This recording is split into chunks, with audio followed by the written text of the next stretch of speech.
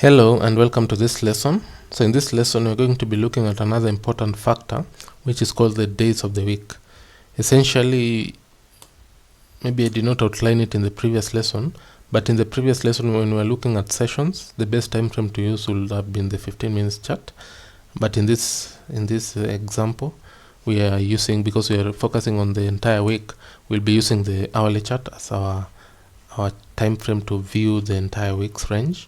So you can see I'm viewing from Monday to Friday, or rather Sunday, Friday and Sunday.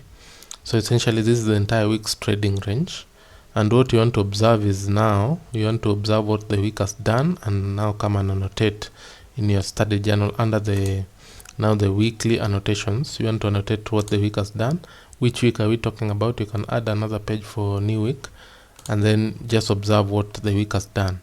So essentially, for example, you can come and say maybe between Monday, Tuesday, Wednesday. You can see Wednesday created the high of the week. So this is the high. So if you indicate that, you can say, for example, this is just an example of an observation that one might make. So Wednesday, or rather Thursday, this is a Thursday here, created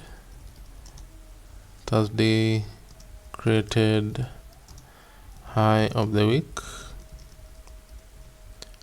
at, you can also indicate the time, at 3 a.m. London session.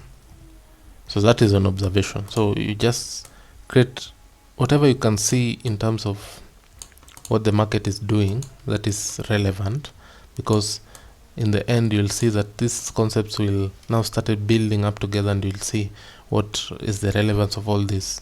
So essentially, if you look at London creating the high of the week, that is essentially what we anticipate, because we anticipate that either the high or low of the week will form during either between Monday, Tuesday, or Wednesday, and sometimes even Thursday.